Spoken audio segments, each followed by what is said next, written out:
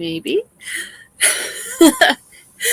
Hello and welcome to Talko Tuesday. I am so very glad that you're here with us today. I am Karma with Lewis Acre Farm, and this is my lovely co-host. I'm Glenda with Grace on Fire. No, not. Thank you for being here. I'm so glad you're here today. All the way from the cruise to Alaska. Hey, it's warm there. It's cool here, but it's warm there, so it works out. No, seriously, this is Nancy with Our Treasure Home, and my other channel, Cooking Dairy Free and Alpha Doll with Nancy. So I am so thankful that you could be here with me today. This is going to be fun. Rebecca, are you surprised? Oh, I can do Meet Me Monday and host that with other channels, doing the interviews and everything. And I have done Talk About It Tuesday by myself, but it just isn't the same. And it is not as much fun as having somebody else here with me. So I truly appreciate you being here. Oh, you're welcome. So how has your week been? Well, yesterday, as I said last night on my live, yesterday just felt like it was just drawn out. And I'm like, I had phone calls to make, and I just was just not even thinking about making them and everything. And today it was like, I need to make those phone calls. Well, one of them was to the pharmacy to see if my medicine was ready. And then, and it wasn't. So I was like, just forget it. Because if it was, they would make an extra trip out there. So you don't have to do that. Mm-hmm. So, I do the ride share through my insurance, and they couldn't add it. She goes, normally we can. I'm just like, just forget it. Don't worry about it. So now I was editing videos. So me editing, yes, I add the beginning, the end, and the little doodads throughout the video. Then I upload it, schedule it later so I can go back on the computer and edit and put all the description in and everything. So it's like, that took a lot of the day. People, like some people don't understand, editing is a lot. And it is. Even for a 5 to 8 minute video for me takes 15 to 20 minutes. Depends on what I want to put in it. And that's just editing on the phone and uploading. A 30-minute video usually takes me about 45 minutes to an hour. Because I've got to scroll through it and see, where. Today I just kind of like scroll and just put different things in. My thoughts for Thursday videos are usually anywhere from 15 to 30 minutes. And those will take me at least 2 to 3 hours because I put a lot of text in, and then I have sometimes, because right now I'm reading from a book, I have to make sure that wherever I have misspoken or misread something, I have to cut that out and make sure that I've got the part where I actually read it correctly is in there, and it flows, and transitions and music, the real soft music, and the volume's correct, and make sure that the thumbnail is correct. And, so those can take me upwards of 3 hours to edit a 20 to 30 minute video. And I'm doing it on my phone. And so, yeah, editing is, it takes quite a while to get it right. And I don't really do anything fancy with it. People do fancy editing. Kudos, but I'll stick with what I've got. Oh, I know. And I'm just like, yeah, now we know that those people make the big bucks because it takes a lot of time. You think of like, all right, so we'll take Angel Studios, and those people, all right, so they make the Christian movies and everything and shows, but then you think of Hollywood too. So and then Disney and all those movies that have like actual people. We're not talking about the cartoons or whatever they anime or anything like that, because Right. it's kind of basically the same thing. All right, so if someone misses a line or whatever and they still keep going, then that person who's doing all the editing and all, you've got a, now I don't know now if they do, but back in the day it was two different, everything on a film, the people acting and the sound, and then they had to put all that together. And basically it's all like digital now, they do it, but it still takes And time to when do. when they first started adding color, it was hand painted. Mm-hmm. Yeah. So yeah, I mean, it takes a while to make a video. Even a cartoon video, because now, okay, now we have AI, but before then, it's still, even with an AI thing, it still takes time to do, because you got to give it instructions on what you want. Mm-hmm. And if it doesn't do it right, you still got to reword it for it to do what you want it to do. So, Moana, what are you doing? Moana. We seen the first movie. We will not watch the second one. I told you she was going to pester me today. She is a little pest, but she's sweet. So, but anyway, so it has been so nice here. We have had several days now that have been kind of cool and overcast, and we've not even broke out of the 80s. Nice. And usually August, we're still having some 100-degree temperatures and at least the upper 90s.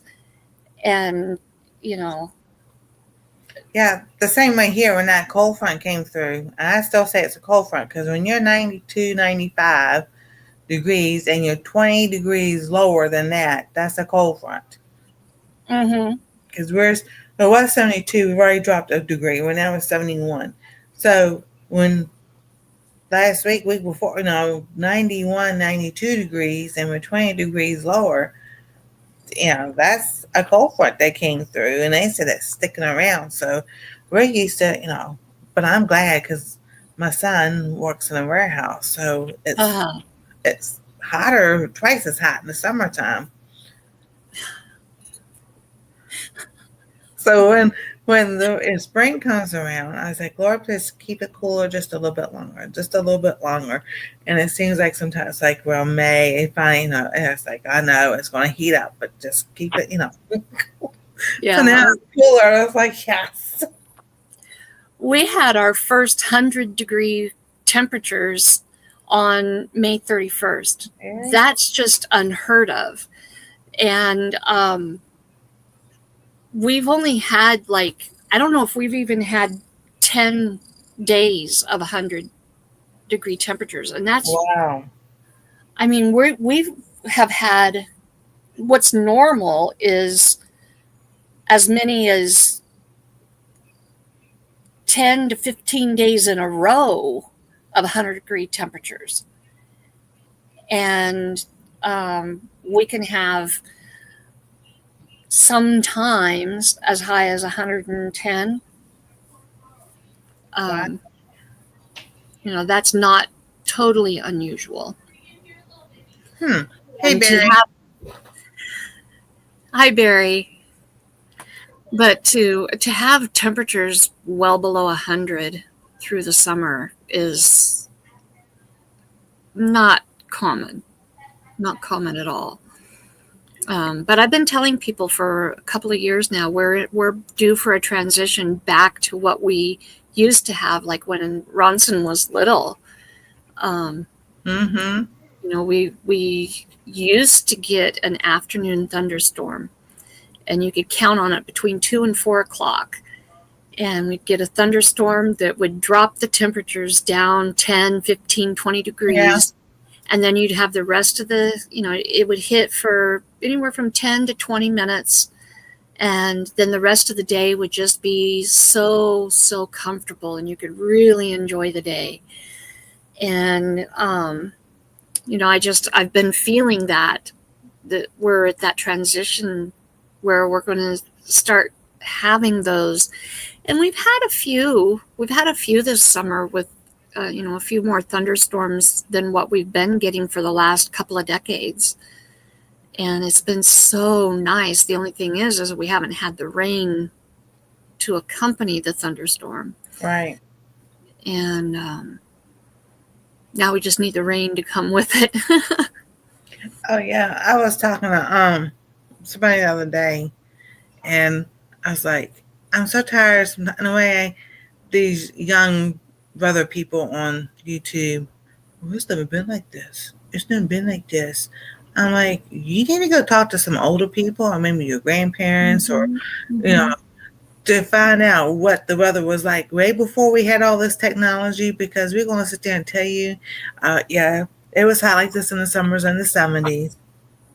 It's like 75, 76, 77, and then 81, 82, 83, and then the late 80s, and then the middle 90s, and the early 2000s.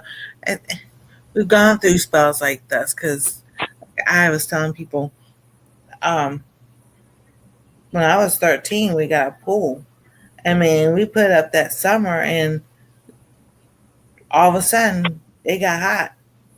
And that's like for 3 summers, it was back to back like that. And then we had harsh winters. It was because when we were sitting in Virginia and you're sitting there, it's 100 degrees, and the heat warning is you don't be outside unless you have to between 1 p.m. and 5 p.m. And when your dad calls, get out of the pool, y'all get out of the pool because you can't be in it. Yeah. Even because that water, sun reflecting off the water, that's going to burn you twice as fast. Right. So yeah, I remember those, because before we got the pool, we had the slip and slide thing. We had those. And my sisters and I, that's the oldest sister, next, we would go outside and, sit on the lawn chair or lay on the towel and sunbathe and everything. And, for an hour or so, and never had to worry about it was the heat, this, that, and the other. But as soon as, a few years, well, I was like 78, 79, 80, here it goes. Here comes the hot. And my grandmother was always right. She goes, if you have a hot, as she said, if you have a hot summer or a harsh summer, about a hot summer like you had, you would have a harsh winter. And she was right every single time. So I was like, she goes, watch all those acorns. And the street would be loaded. And because we had like 2 or 3 neighbors who had acorn trees. And I mean, it was, you couldn't even see a road one year. It was just all loaded with the cars, running out with acorns because it was so much. I was like, yeah, we better get ready. And my dad did. We had a wood burning fireplace, and when he saw the weather like that, he went down to his sister's house, and they would cut up the trees. She goes, go get whatever, this, and this, and bring it home. And I helped stack that wood up. So yeah. Well, I know when Ronson was little, my dad worked for the state transportation department, and he was the mechanic. He kept the fleets running all year round. And when he wasn't keeping the fleets running in the wintertime, he would drive snowplow. And when Ronson was little, he would be out there, and there were sometimes days when we would barely see him because he was either working on the snowplows or he was driving them. And we would have so much snow that Ronson would be able to build nice big snowmen. And in fact, the winter that I was pregnant with him, we had so much snow, the roads were dangerous. And we haven't had winters like that since he was probably, I don't know, 8. And the only year that we had that much snow was the winter of 2016, 2017, Snowmageddon. Mm-hmm. And a lot of people had about 3 weeks off work due to the snow because the roads were just impassable. Even though the snowplows were out there working and Right. doing everything they could to keep up, they could not keep up. The snow was falling faster than they could plow it. And, Yeah. That was the last year that we had any real significant snow in the valley. Now, the Wow. mountains have gotten it. The mountains have gotten it, and that's been great for our reservoirs. We live in a desert, and so the only way that we can have agriculture is through our reservoir system and Right. canals. But if we have a really good snowpack in the mountains, then we'll have a really good water year, and the crops will be good. Well, that's awesome. But without that, that Yeah. year, 2017's water year, we had so much water that they were having to just let it out and let it run on down the river. And even the rivers were flooding their banks because we had so much water. There was nowhere for it to go. It was Wow. crazy. It was crazy. But at the same time, it was kind of fun being able to go back to the way that it used to be, like when I was a little girl. I know. Because that was like we're talking about the snow. So I would say,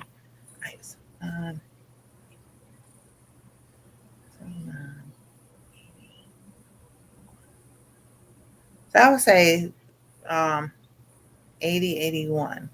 So that school year, we got out Christmas, and then we got snow. We had if I recall correctly, we had a white Christmas, and when we were supposed to go back, we got snowed in, and we had a big snowstorm.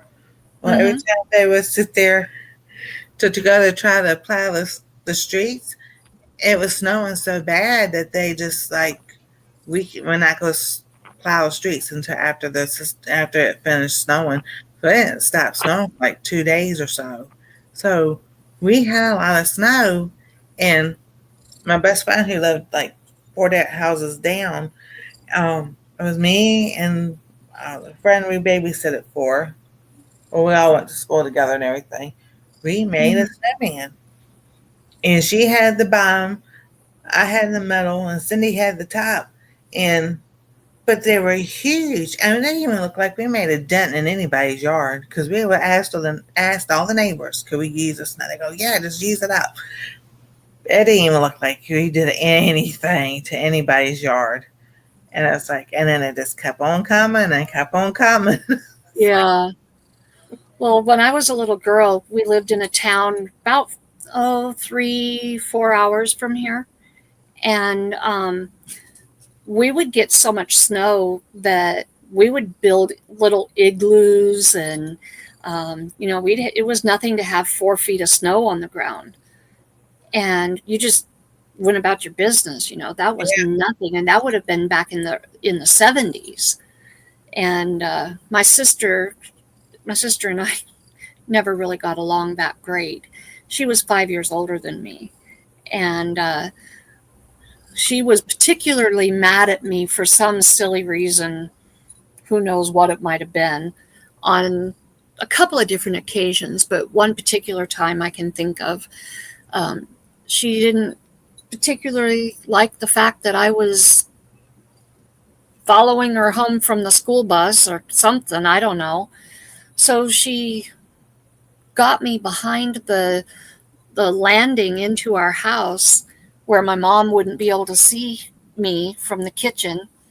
And she proceeded to throw me down and bury me in the snow. All that was sticking out was my hands and my head. Oh my And goodness. she went into the house, left me out there after school, and my mom asked where I was, and she said, "Oh, she's outside in the snow." And my mom thought about it for a little bit, and I didn't come in. I didn't come in. She goes, "Well, go get your sister." And she just said, "Oh, she's just out there in the snow. She's just having fun," or some excuse so Yeah. she wouldn't get in trouble. Well, when I never came back in, and I'm out there, all sticking out, and I'm just a little girl. We moved from that town when I was 8. So, I was pretty little. And finally, my mom got frustrated that I hadn't come in yet, and I wasn't coming in when she called. So she came outside and she looked and she saw me buried in the snow. And my sister, that's one time my sister did get into some deep hot water. She had to come and unbury me. And I was in there pretty good. There was no way I was getting out. Oh yeah, snow when it And packs. People don't realize, oh, it's snow. It's light and fluffy. No, no, it's not. it was It's wet snow. heavy. It wasn't that dry powder. It was wet snow. Yeah, it gets heavy. But anyway, yeah, it was plenty deep to bury a little 6 or 7 year old child in and leave. Yeah, because like I said, in the early '90s it was snow, and then because my oldest son was born in '90, it was snow on the ground. On my son Lewis, he was born in '93, February '93. There was 2.5 feet of snow on the ground when I came home from the hospital, and then they called for more. It's like, so like I said, I remember that. And then '96, '97, and '99 we had snow in Virginia, but it was 90. Let's see, he was born in '93, 4, 95, 96, 97. Where we were living at, it was a townhouse, and it snowed in '96, '97, and everything. And he stepped off the porch, and because you couldn't see the porch, we couldn't see our back steps. That's how much snow it was. And he took Mm-hmm. one step, and off on the side he went down, and he had this little red coat. If it hadn't been for that red coat, we would never have found him. So it was like I was reached down, grabbed the coat, and pulled him up. It's like, oh, let's come back inside. The year that I was born, or the night that I was born, my parents, it was a blizzard, and they had to drive from the city that we were living in to another city to the hospital, and they couldn't see the road. And so here's my mom in labor, Yeah. and fortunately, there was an ambulance out on the road. It was the only other car on the road. And they got behind the ambulance with their lights, and they followed the ambulance all the way to the hospital so that they could make it. And it was late at night in January. Yeah. And that's how they um, managed to make it to the hospital I think it was about 35 minutes before I was born. So anyway. Yeah. The things that we remember and everything.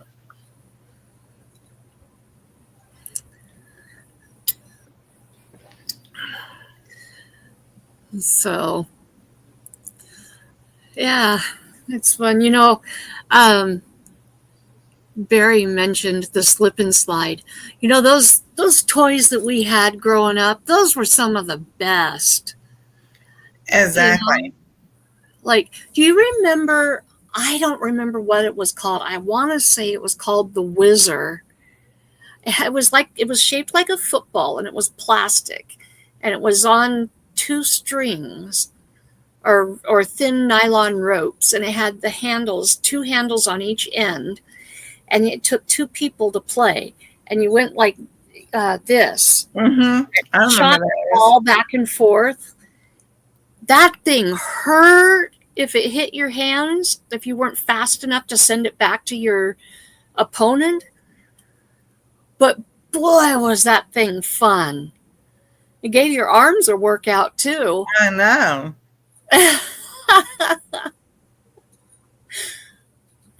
So then there was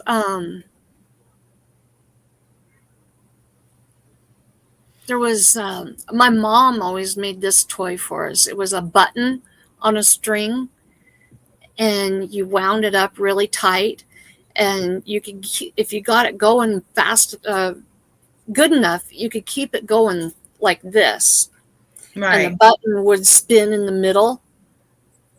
Oh yeah, I remember that. Yeah, that was a toy of necessity, I guess you might call it, an invention of necessity to Yeah. keep kids busy. Because she remembers playing with it when she was a little girl, and then she would make them for us girls and give them to us. Yeah. There was many things that we made. They even, took the two cans and put the string between them and everything. Oh yeah, telephone. And we've done that with here at home as a science project. So it still works. Oh yeah, yeah. It's interesting how it does work. When my grandma was forced to leave her home and move into assisted living, um,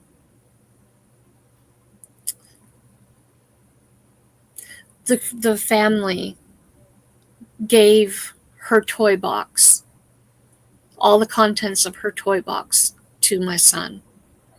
Oh wow. I was one of the oldest grandchildren. I wasn't the oldest, but one of the oldest. And he was the oldest great grandchild. Oh cool. And so he got her the contents of her toy box. And he got the little telephone with the googly eyes. Oh yeah. We got one of those, and Humpty Dumpty, the little Humpty Dumpty with the little floppy Pepper feet. feet. Yep. Yeah, he got that. Um, the little dog, the wooden dog Mm-hmm. with the wire tail. He got one of those. And Ronson, if you're still in here, do you remember some of the other toys that you got from Grammy?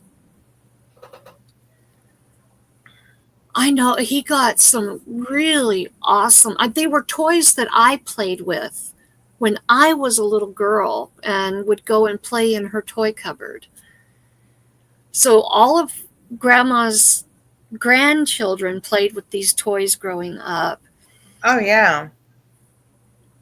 And then all of her great grandchildren that had been born at that time played with those toys. Yeah, the wobbly wheel leg on the wooden dog. Um, the kaleidoscope, yes, there was No, a we love the kaleidoscope. kaleidoscope. Yeah, and oh gosh, I can't even think of some of the other things. Here at our county fair, there was. I used to work for the uh, Canyon County Historical Museum, and so for for the um, for the fair, we created a new category Right. uh, for the open class. It was the history section, and then those of us, or those of the board members, um, they selected a few of the board members to judge the category Mm-hmm. based on certain criteria. Um, what you had to do was enter a historical item and write the history of it, and include that with your entry. Ronson put together a tray with some of his toys, and he wrote the story behind his toys from Grandma's toy cupboard. And Oh, he wow. won. Awesome. He won the class. It was pretty awesome because there was some really neat entries in that group. But because he had such a captivating story to go with his tray of toys, and he Oh, had it yeah. really neat, you know. And he selected some of the oldest toys from the cupboard. And it just was really, really cool. But I don't know how many people have that kind of a memory to go with some of their collectible toys that they. Oh, yeah, exactly. Yeah, and then you remember the game Pick Up Sticks? Yeah. You just took the cans of sticks you let dump, and then whichever ones were loose, you had to take turns to pick up off the other sticks, and you couldn't Mm-hmm. touch it or let it fall or anything. So we had that game, and then Yeah. of course there's checkers. Everybody had a game, a set of checkers Yeah. And dominoes. and dominoes. Yeah, Yeah. and I remember being at my aunt's house, and that's how we would play dominoes. And I was like 3 or 4, and she would teach me adding, but I was sitting there adding up myself and telling her what the number was and everything else. Yeah. So Yeah. like she told me, "Mom, Nancy's smart," and my mom goes, "No, she's not." And I'm just like, so I just, and then I wasn't saying anything, and I didn't speak for a long time, and finally, right before I started kindergarten, my mom, because it was my mom's sister, and my mom drove the school bus and then worked at the grocery store, and they babysat me. So one day, finally, she kept telling Nancy talks. They say, "No, I don't."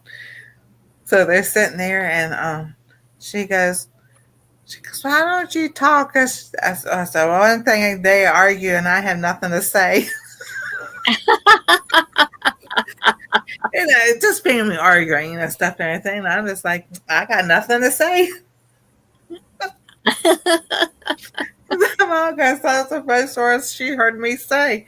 I'm just like, I just go home, be quiet, and be to myself, so I don't have to hear it, and be in the middle of anything. Yeah. So, but then she said, My once I started talking, I wouldn't be quiet. I said, well, you either complain I didn't talk, or you complain I do talk. You can't have it both ways. yeah. My aunt. It's my dad's oldest brother. His wife always used to tell the story about her first meeting of me. I was only a year old, and just barely that. And she was sitting on the sofa, and I went and climbed up and sat down next to her. And pretty soon I looked up at her. This is her story, her version of the story. And she said that I sat down next to her, and I was sitting there, my little hands in my lap. But pretty soon I looked up at her, and I just said, clear as day, "Are you my Aunt Myra?" And it just shocked her, and she turned and looked at my mom, and she goes, "It talks!" Because I was only a year old, you know. just barely a year old, and it was the first time she had met me, and she was surprised at how well I talked at a year. Oh yeah.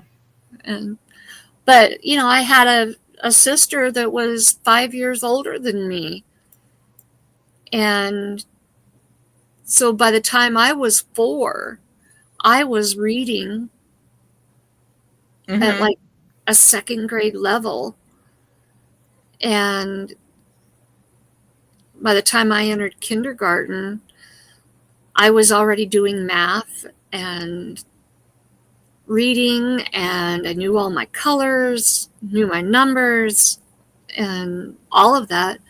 And from the time I entered school, all the teachers wanted to use me as the teacher's helper. I was the one, I was always done with my work, and Right. they were sending me around to help all the other kids. Well, that ostracized me from everybody else.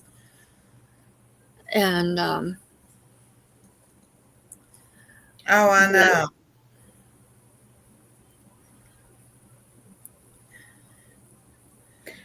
I I will sent tell you a you. private message Okay. just to let you know.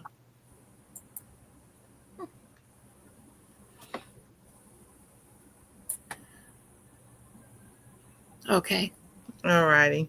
Yeah. Yeah, but oh yeah, because I was doing the same thing and writing and everything by math and all by the time I was 4 or so, and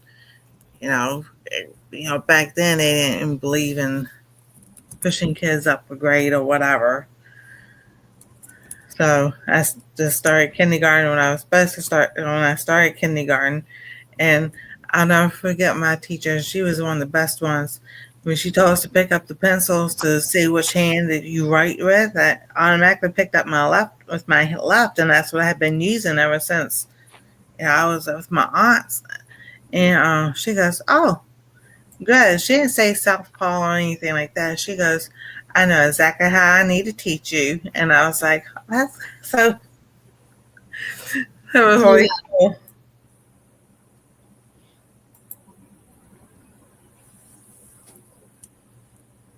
Yeah. So I went to a private Christian school, so it wasn't like um, I mean they were not like saying tough and everything, but if you were left-handed, they encouraged you to keep writing with your left hand. That was your dominant hand, and that's what we did.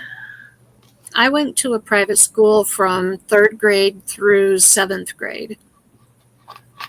And transitioning back to public school was really tough. It was tough. But I also went to I went to 3 different private schools from 3rd to 7th grade. Yeah, And but I did go to school with some of the same people at each one of those schools too. And that helped. yes, it does. Yeah, So, because a lot of it was a church school, and then some people that we all went to the same church or in the same school, but then some mhm, people went to other churches but still went to the same school.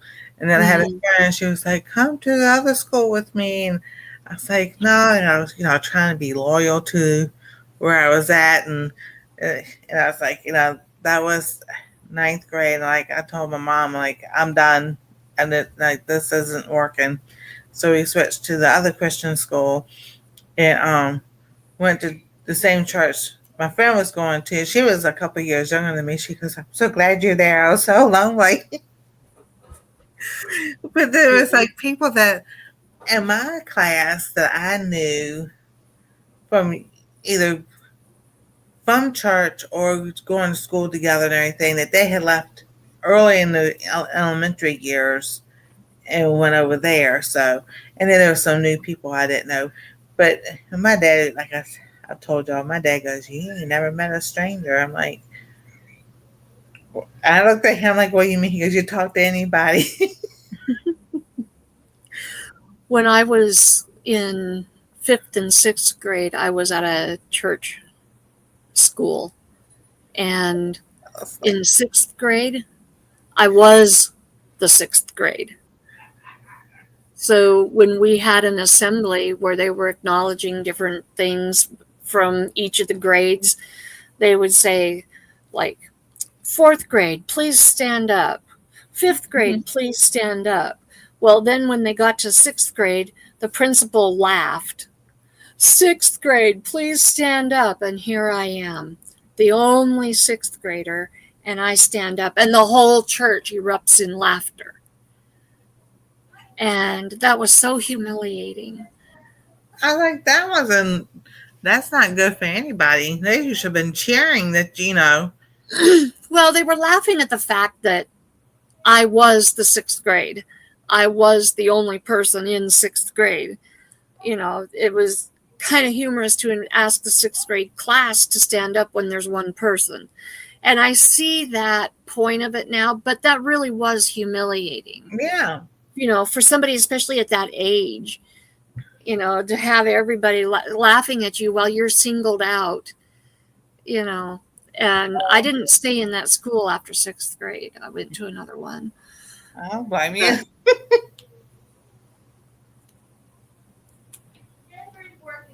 I don't blame you one bit. Well, thank you, Rebecca. That's sweet. I know, Rebecca. Yeah, with my allergies, I need to go take an Allegra.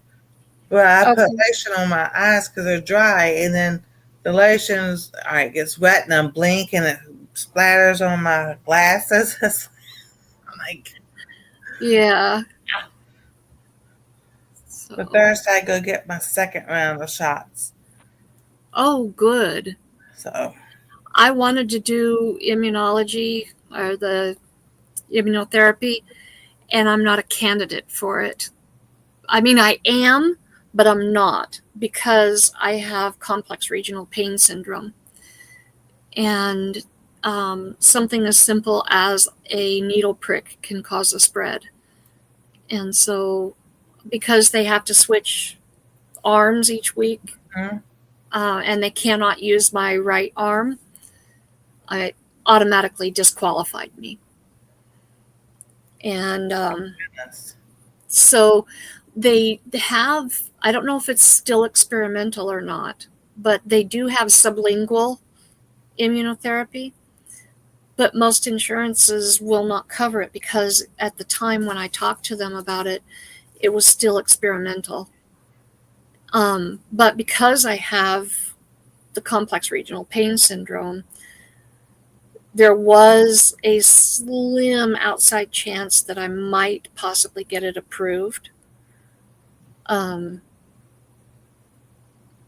because it's not like life-threatening allergies, the chances of them actually approving it are pretty slim. Well, it still affects the way you live, so. I know, but I'm allergic. One of the biggest ones is I'm allergic to cat hair. It's not the dander, it's the hair itself. I'm also allergic to dust mites and dust. And then there was a little bit of pollen. But the one that they really wanted to treat me for was the cat hair. And I have 29 cats right now. So what better therapy than immersing yourself in it, right? Yeah, because I understand that moles, the dust mites, the pet dander, the trees and grasses, and then it was another one. I got the paper over there. So it's like, I'll go more in detail tomorrow night, but I was just like, yeah, they gave me the shot just to build up my immune system to those allergies, and I'm just like, it didn't really make me have anything worse than what I have. I'll show her my finger what it's doing, but and like I show people this, and she said, yeah, any allergies? I was like, well, let's, I'm like, I'm tired of it. We got to do something. And then sometimes, Yeah. we say the Lord heals. Yes, the Lord heals, but He also uses doctors for us to go a different route than, you know, yeah, He can do miraculous healing. He can heal you just like that. And then sometimes He wants me. It's not that He doesn't want us healed, just another route so we can be an encouragement to other people. Yeah. So, but I did have the alpha gall, and I didn't have insurance at the time to have it tested. And with all that, what they saw with my hands and everything, I had two allergists said, yeah, that's what you had. But because I didn't eat the beef and everything, my body got over it. I said, but every China. time I eat beef or something other, this happens. They're like, well, we're going to figure out what it is. I'm like, good. Because I'm like, I'm ready to have tacos. And it says on the grocery bill when they don't, you get buy a turkey burger and hamburger. And we all eat the chicken. And then the turkey sausage is more than the regular sausage. And it's like, Yeah. oh my goodness. I haven't had to buy meat in 5, 6 years at least. I haven't had to buy meat because Logan has a really good friend he's known for 30 years. And he's a reserve world champion auctioneer. And he is part of the Livestock Marketing Association. And he routinely has beef in his freezer that he has processed for himself. And he does it every year, sometimes twice a year.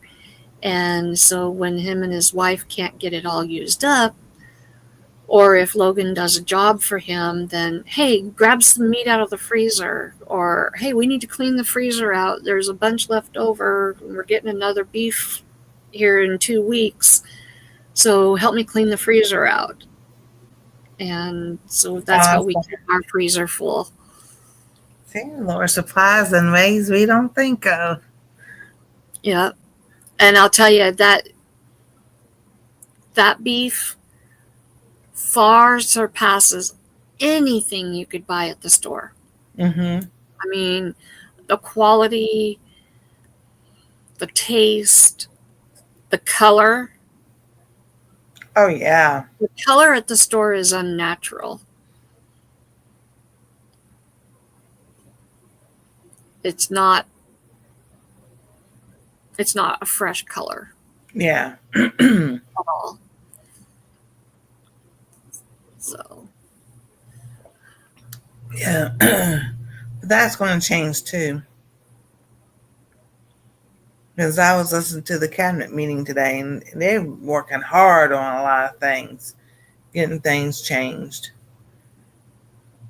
So that's just like with the sodas. I said, well, all I got to do is go in the vault and look at the original recipe and take the chemicals they put in there and put the regular stuff back in there, and you have the soda from when they first started.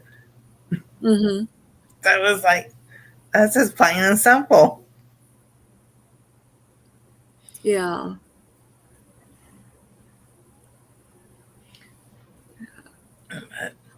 Well, I was sure hoping we would have a little bigger audience today for what I want to do. But that just gives everybody in chat a bigger opportunity. And you, Nancy, you don't know what this is about, and you're absolutely welcome to participate. That we only have 4 in chat, plus Nancy. Logan came home on Saturday. Saturday is his Friday.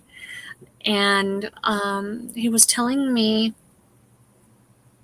about a fundraiser that they were doing at work. At Babby Farms, they really cater to the disabled. In fact, anybody who is disabled gets in for free. And they have a lot of people who come who have autism, who have just a variety of disabilities. And I guess there is one particular young person who has autism and was in the hospital and was not doing well. And they were doing some kind of a fundraiser to help this person out. And so Logan kicked in a few dollars, and in exchange, they handed him, he didn't know they were doing this, but they handed him a couple of, I went dark. Hold on. I don't know why this does that. Oh, my camera does that all the time. Okay. They handed him a couple of little seahorses. And so he has been wanting to have me do a giveaway here on the show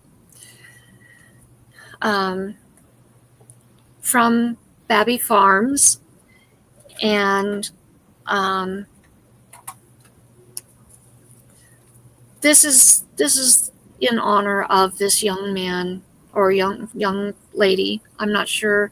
I don't know the age of the child. All I know is that they are or were at the Children's Hospital in Boise. I don't know their status as of today, but I think I would like to give away, we have a fairly small audience right now. I think I'll give away one today, and we'll do another one next week. This is in addition to our normal monthly giveaway. This is just because I want to do something special. You know,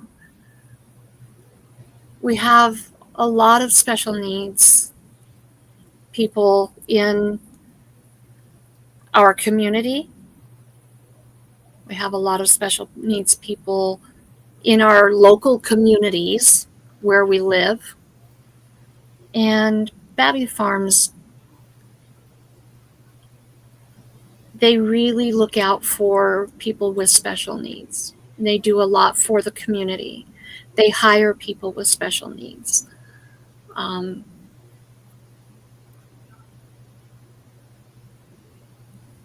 They really look out for them. And I think it's awesome that they have done this fundraiser for this young person. And so I want to do that. I want to give a little seahorse away to somebody in chat today. And so I'm going to use, I gotta find it again. Doggone it. Give me just a minute to bring it up.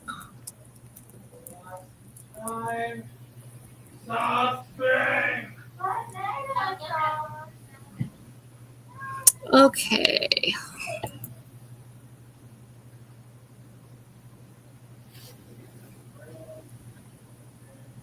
Bring that up. And we are going to do, let's see, what should the hashtag be?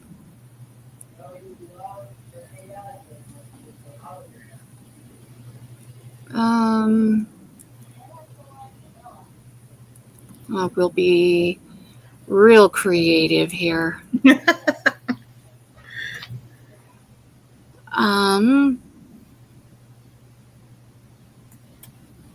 Now, let me come back to the live, which is over here. And then I need to do this, do this.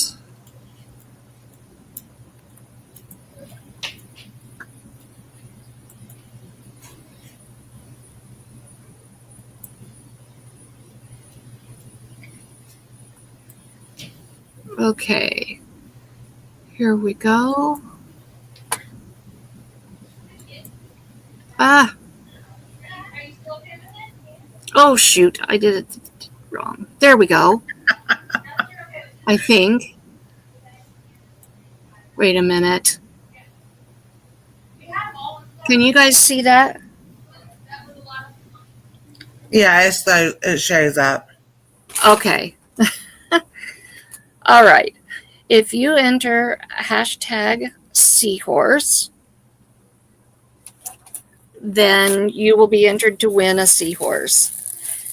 Now, if you win it and you don't want it, you can gift it to somebody else. You can use it and give it away on your channel, or use it as a gift to someone in your family.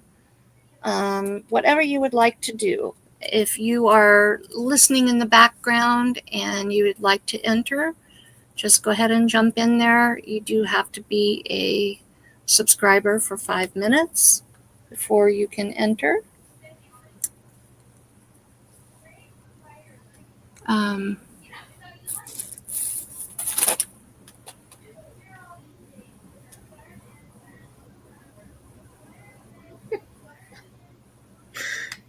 There I'm good because I'm quite sure people can hear Anastasia talking. What is it? So I'm quite sure people can hear everybody upstairs, but that's family, you know. Oh, it's all right. Yeah. We all have family. Exactly. All right.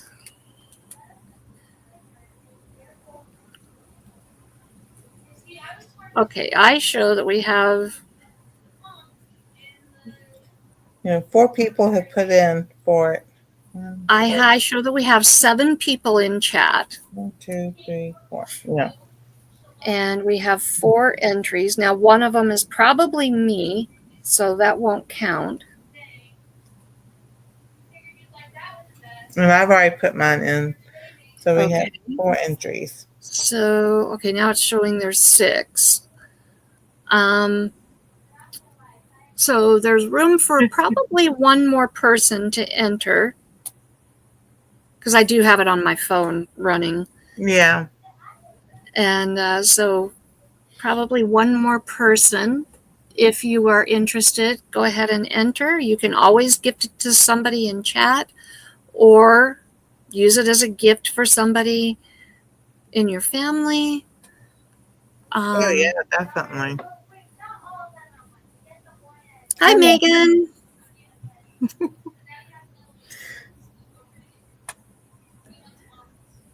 All right, we will give you another few seconds to go ahead and enter if you are going to, and then I'm going to go ahead and draw for this seahorse, and we'll give the other one away next week. Nice. Well, I think that's it. Okay. I'm going to give it away in 5, 4, 3, 2, 1, and here we go.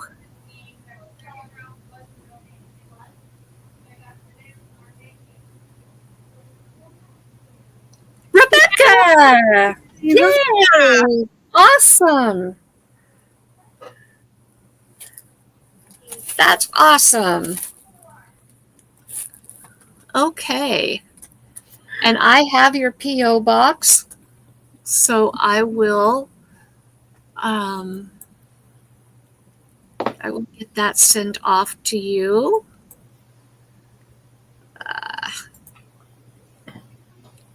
I've got to send Nancy's book to her yet.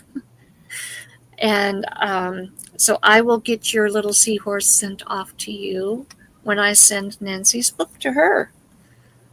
So Okay. thank you guys so much for participating in that giveaway. And so here you go. That's adorable. Soon.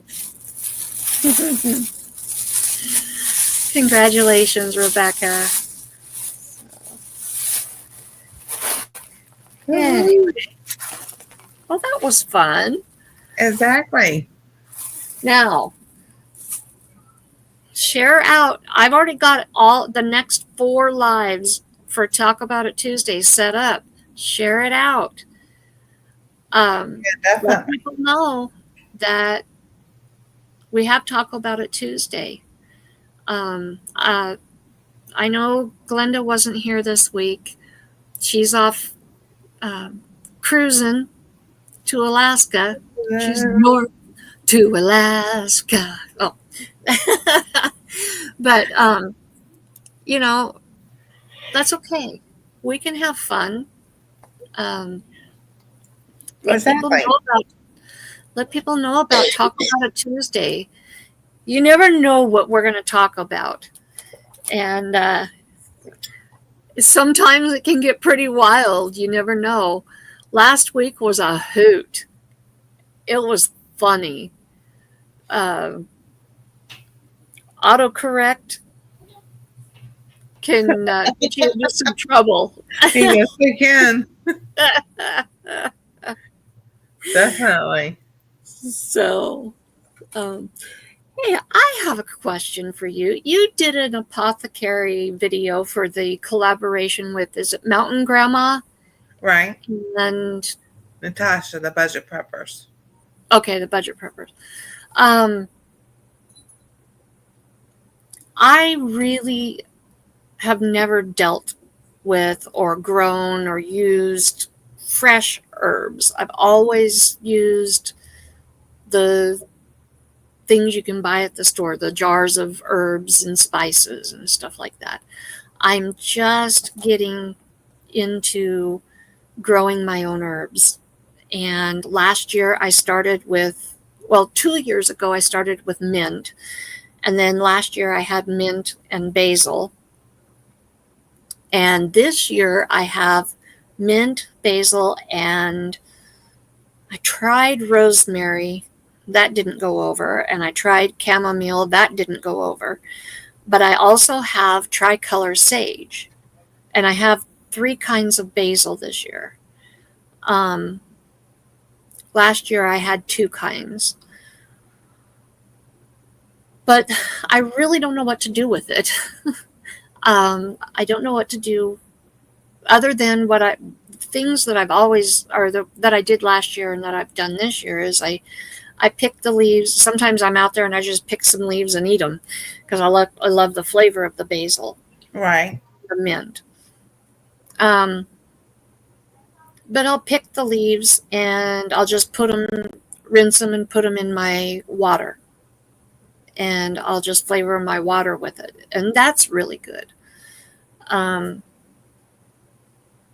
But outside of that, we're not fancy people. We don't do a lot of fancy cooking or anything like that. So what do I do with them?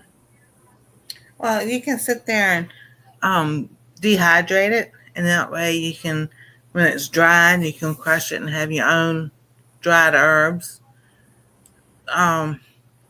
Another thing you can do, take a pint jar and fill it.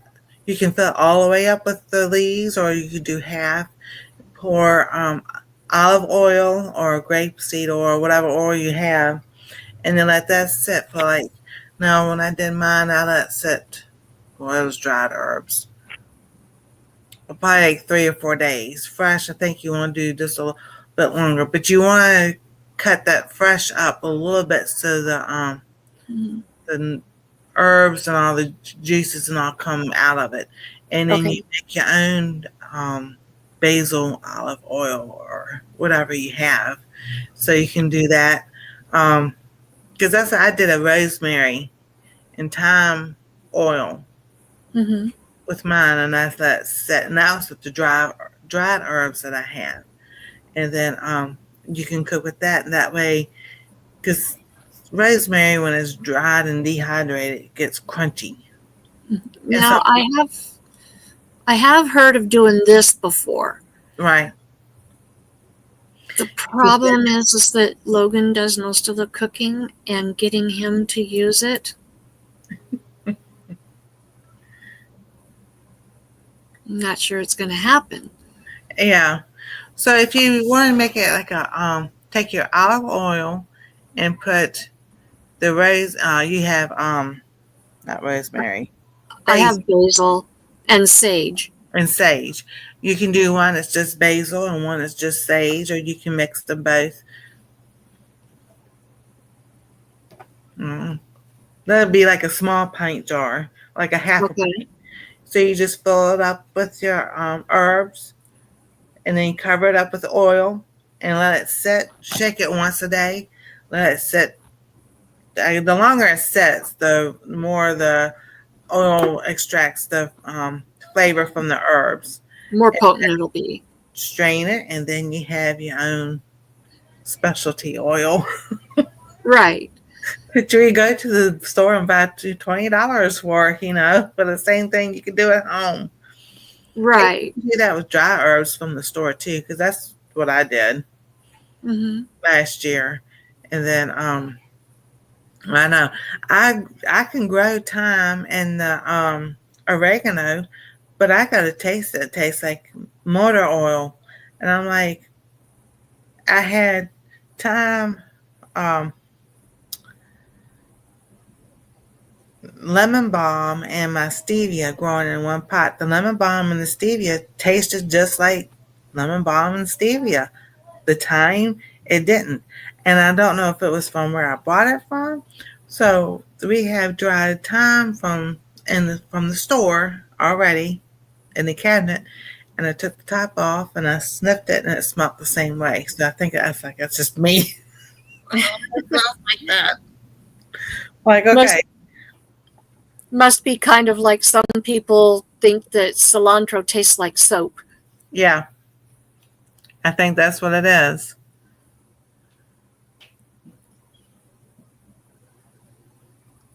Oh, Rebecca, that is beautiful. She just sent me a picture of her new yarn bowl. Mm-hmm. That is really beautiful.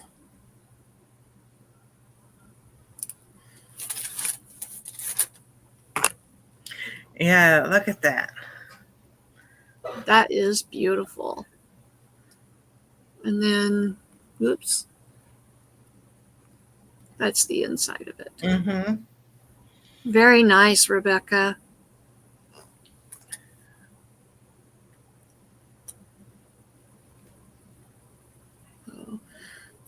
Okay. So when you strain the oil, um, do you ever take the basil leaves or whatever herb you're using? Do you take that and then use it? You can. I Mine was like I said, I had to dry it. I just threw mine away. But you can, as soon as you strain it and everything, you just take it and put it whatever dish you're using, everything, and just use it all up and everything. But then you have that oil that's infused with that herb, and that's how I make my rosemary chicken. Anastasia loves so much. Oh, awesome. Okay. Yeah, I tried to grow rosemary. I had two. They were called barbecue. rosemary. And I tried to grow those this year, and because of our water situation, Mm-hmm. they both dried up and died. And I was so frustrated. So frustrated. I know. But I have grown stevia and lemon balm both in the past, and I loved it. Oh, I loved it. Yeah, stevia. I mean, and the stevia leaf wasn't maybe an inch, but it was. I knew it could, and it was like so much sweeter and better than what you buy in the store. I was like, okay, come on, you can keep growing. So I got do some with the smaller planters, just adjust them and everything, mix it up soil better and everything, so everything can grow. But yeah, hey Auntie Jan, I'm dressed from Hey, welcome in. piling wax. Mm. Um, I grew thyme last year, and I actually got one of those little herb rockets from the Dollar Tree, and that was so successful. I actually unrolled it and laid it flat like a mat and let it grow that way Oh, instead okay. of leaving it rolled up, and it grew beautifully. But there again, it was coming back this year. It grew all winter, and it was coming back beautifully this spring. And then because of our water situation, the whole plant died. And I was so frustrated. I lost probably $250 worth of plants Oh my goodness. because of our water situation this summer. Yeah. That was one thing that I did do study with was watering every other when we didn't have rain, water every other day. And We we don't get rain after about the middle of May. Well, even towards the beginning of May. Our rain usually stops about the second week of May. Maybe a little bit towards the end, we might get a stray rainstorm. But like I told you earlier in the live, we are dependent on irrigation in order to have any kind of crop. And in the mobile home park where we live, we're not allowed to water from the house, from the well. We have to use irrigation water to water our yard if we have a garden, flowers, any of that. That's how we water. Everybody's yard was dead by the time they finally got our water to us, our irrigation water. And um, the the only thing that we took water from the house for was for our AC. And that's because we absolutely had to have some AC going. yeah. And we had to put water in the AC. So we were taking our 2-gallon water can from the house, and it would take 3 cans to fill the AC every 45 minutes to keep it cool. And between doing that, there was no time to take water to the garden. And that's why I didn't get to have a garden. Or what little bit of garden I do have is what was able to survive with the tiny bit of water I did get to them or was saved up in the raised beds until they finally got water to us the middle of July. Oh my goodness. Yeah. That's why I say, due to the water situation, everything died. I had 6 gorgeous cabbage plants growing, and they died. I could not keep water to them, not enough to keep them alive. Mm-mm-mm. So I lost, like I said, about $250 worth of plants. Oh my goodness. Yeah. What do they want y'all to survive off of? What's that? I said, what do they want y'all to survive off? Nothing. Survive off of because you gotta have water to your home. That comes off of the well.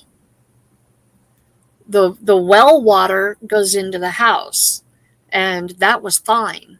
But the irrigation water waters the yard and waters any plants or garden or anything else, the trees, everything else. And we were not allowed to use the well water to water the yard, water the plants, water the garden.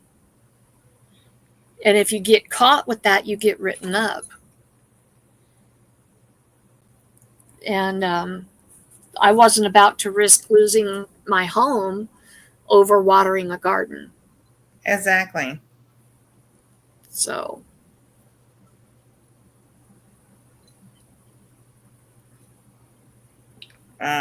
That sounds like an HOA. well, it was taken over by a property management company that all they do is buy and run into the ground mobile Yeah. home parks and raise the rent.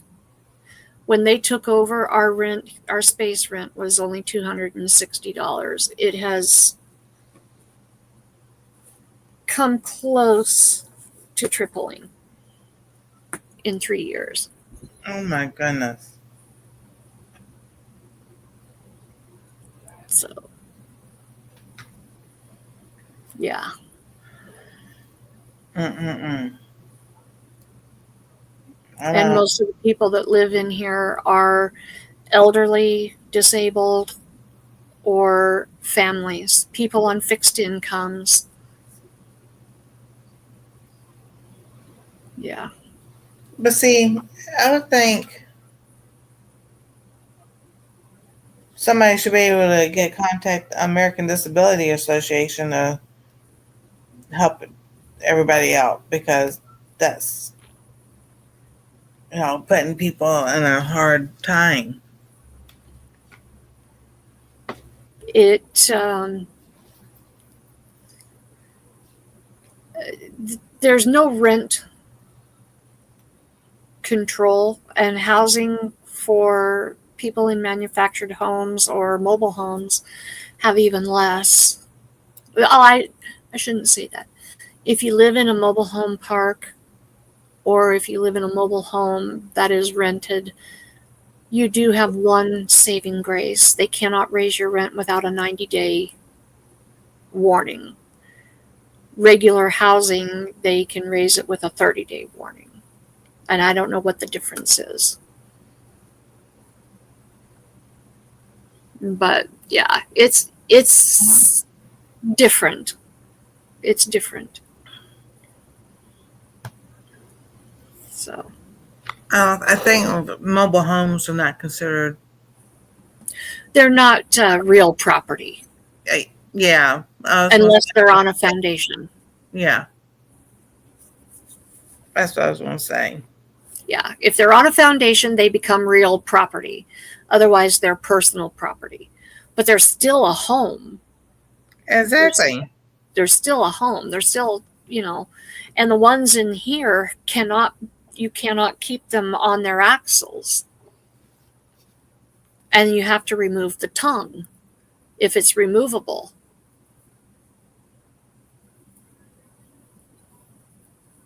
So, I mean, it might as well be on a foundation. Yeah. So, I don't know. It was a lot better when it was owned by the old man. He did everything he could to keep this private and keep it more of a family oriented, family owned place. And it was nice when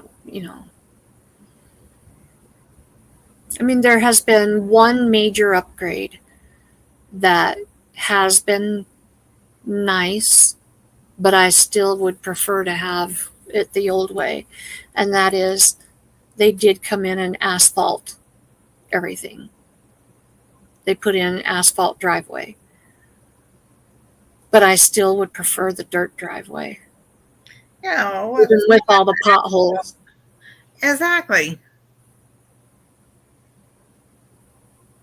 Because I know it didn't cost them $400 per unit every single month to put that asphalt in here. No, it didn't.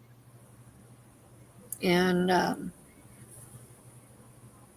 all the jacking around with the irrigation pump and the well and everything else, it hasn't cost them $400 per unit per month for the last 3 years to put all that in and still not have it quite right.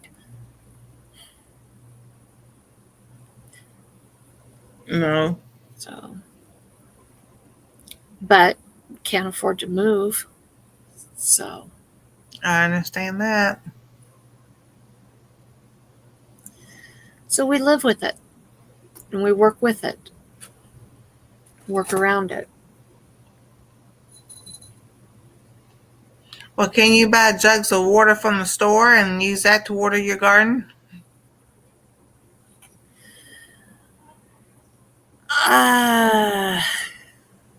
I wouldn't pay the prices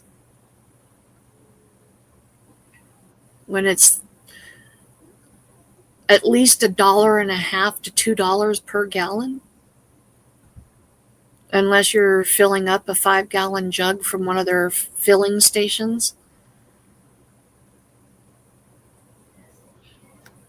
Mm. Yeah. Yeah, bottled water is really expensive. Yes, it is. People have suggested, well, you need to do rain catchment. And I'm like, okay, what rain? I live in a desert.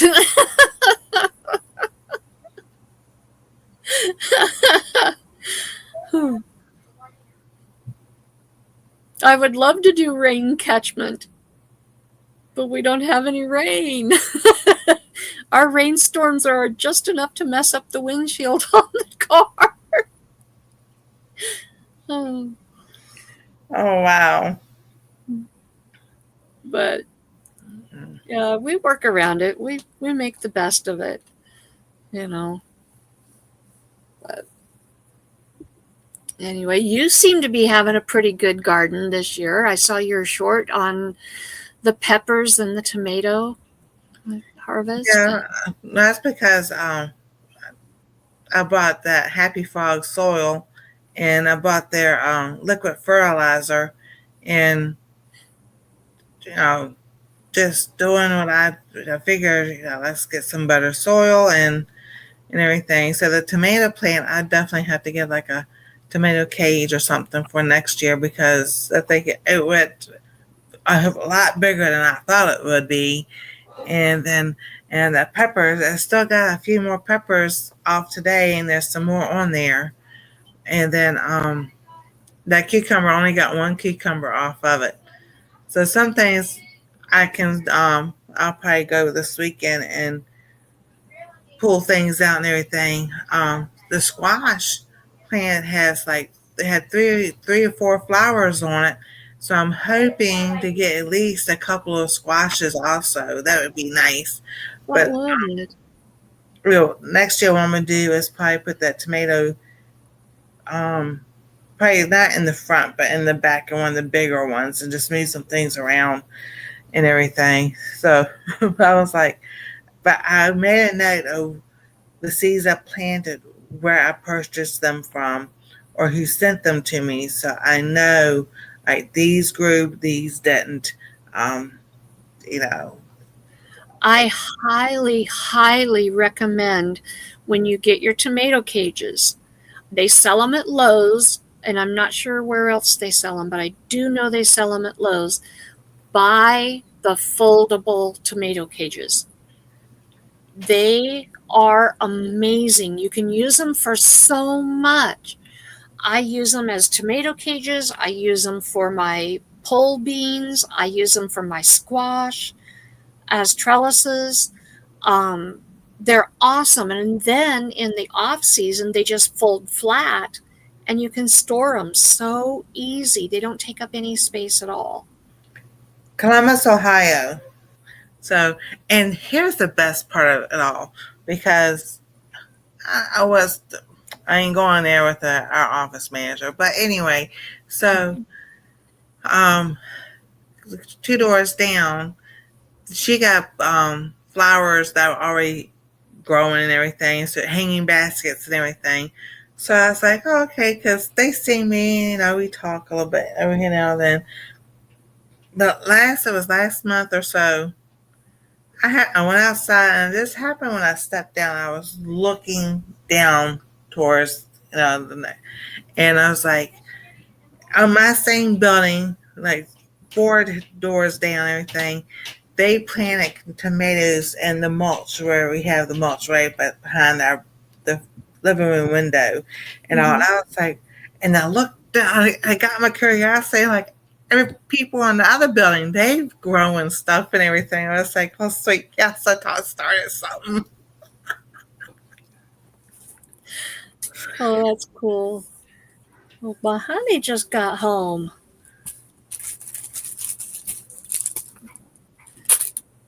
Hi. Howdy. But yeah. Anyway, so what did you end up making with your peppers and your tomatoes? I'm gonna do a video. I'm gonna make pickled peppers or something like that. So I Well, thought about making a chow chow, but I can't find a recipe. I love chow chow, but yeah, I'll just do some well, peppers and tomatoes. if I'd have gotten on the ball and sent you your book, you'd have a book on a recipe on making chow chow. I can wait. Hi, dear. Hi. I love you. I guess I should have hid my face. That's X-rated. Now, what's wrong with a little bit of public display of affection? Oh my goodness. Anyway. Oh, yeah.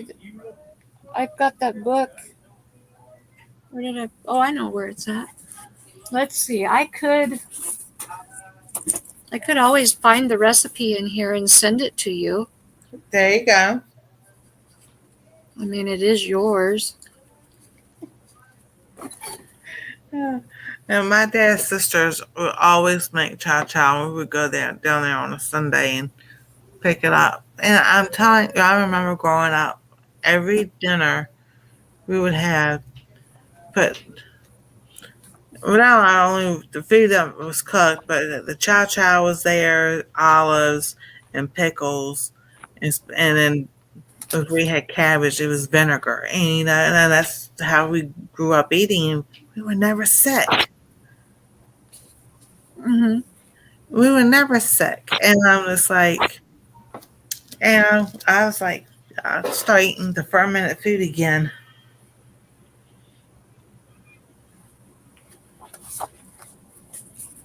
There we go. Now I'll email that to you. All right. You can tell me if it comes through clearly. And come on. Gmail. To our treasured home.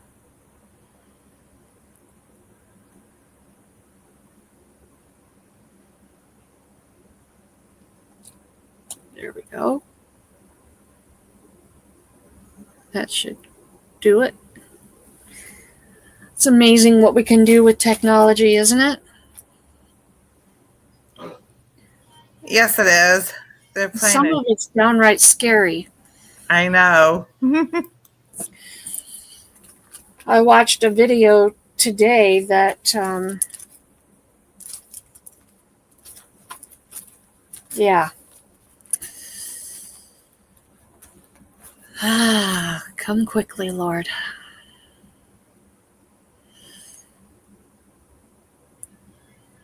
Oh, I want to see a lot more good being turned around.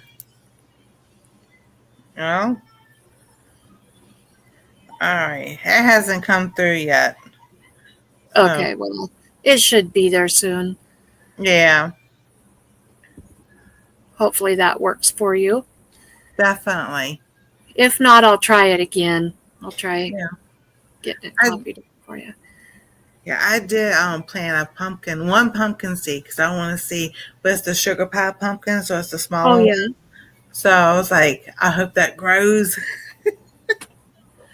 I heard your praise report earlier, Miss Rebecca, and that is so awesome. I'm so happy for Ronald. That's great news.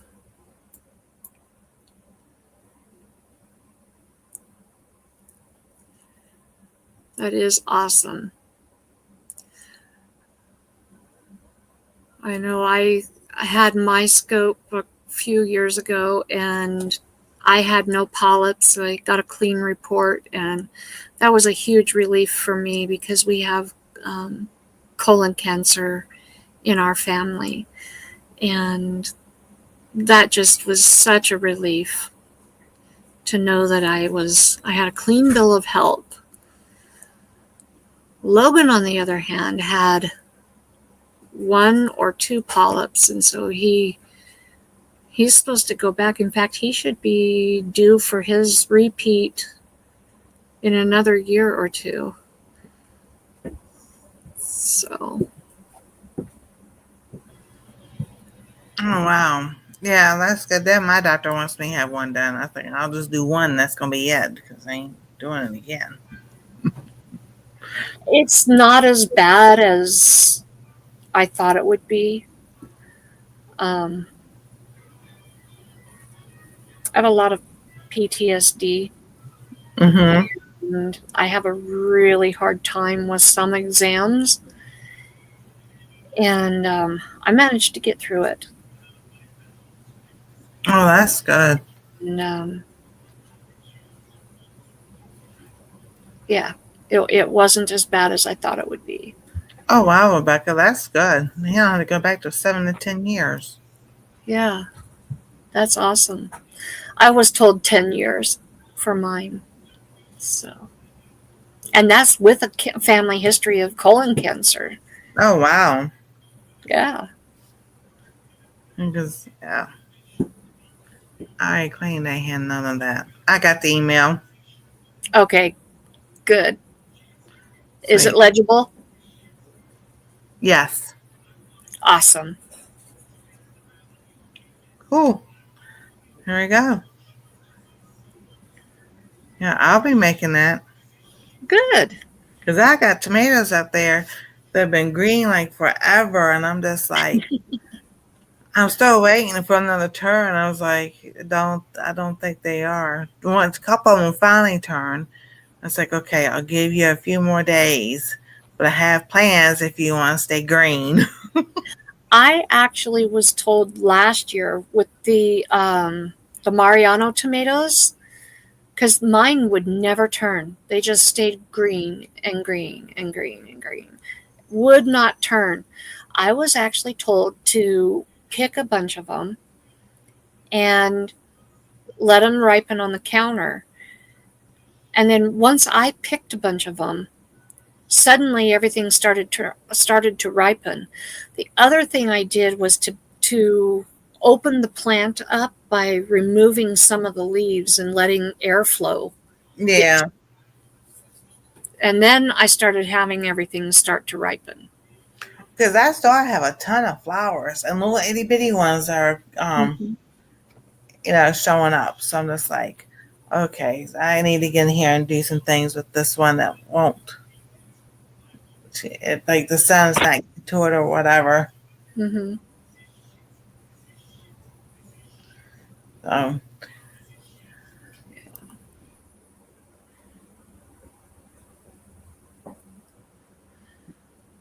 Oh, well, we've been on for an hour and a half, and my hubby just got home, so I think we will go ahead and wrap it up for this week. I have really enjoyed having you as my co-host today. I enjoyed it also. So, if I am without a co-host again, we'll have to do it another time. Definitely. And, yeah, and maybe if I'm going to be only 1 week, maybe we'll do 3 of us. We'll get Miss Rebecca on here, and the 3 of us will do it. There we go. That would be a lot of fun. Yes, it will be. So I appreciate you, and I appreciate each and every one of you who have been here in the chat. I want to thank everybody that is watching on the replay. And I am going to try to get a video out for Thoughts for Thursday. I'm not sure what the topic will be. We finished our book, and let's see, the week after the 4th, whatever that'll be, I think it's the 11th, possibly, I will be planning to do a wrap-up live for the Names of God. And we'll just come together, talk about what we've learned from the video series. I would love to have some input on what you would like to do next for Thoughts for Thursday. I've got a couple of books in mind that we can go through. But I would like to get your input on what you would like to do. If you've not had a chance to see all of the videos in the Names of God series, there is a playlist set up for that. Be sure to go back and catch the videos that you've not seen, or refresh your memory on the ones you have seen, and so that we can have a good, lively discussion when we do have that live. Let's see, there will be no lazy Saturday chat with Glenda this Saturday, as far as I know. Meet me Monday. At this point, I don't have any guests, and it's kind of hard to do a Meet Me Monday with a guest if I don't have one. So if you know somebody that would be interested in being a guest on the show, let them know that I have every Monday open.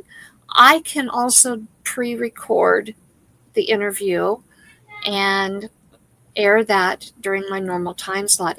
They do not have to be available on Monday for them to do an interview. I can do it at their convenience. So please let them know that I'm willing to do that. They do not have to be part of our small little community.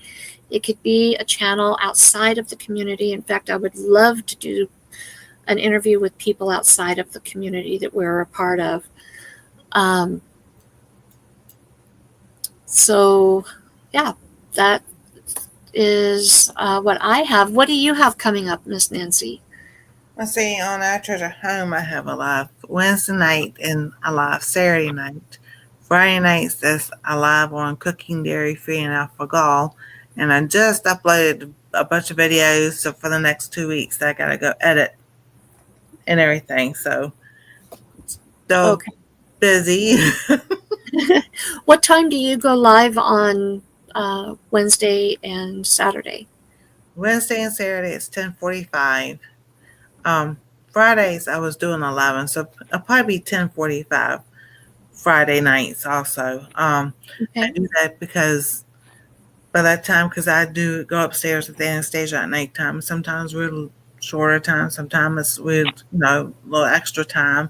So just so that, it gives me that time to get back downstairs and get things together. Right. Okay. So please do make yourself available to Miss Nancy on Our Treasured Home on Wednesday, Monday, Wednesday, and Saturday, Saturdays. on Cooking Dairy Free and Alpha Gal with Nancy on Fridays Nice. at 10:45 Eastern. So, and with that, please do join us next week on Talko Tuesday. And that is at 3 p.m. Mountain, 5 p.m. Eastern, where we talk about whatever's on our mind. No tacos required. We'll see you next week. Thank you so much for being here. Thank you for watching the replay. Bye, guys.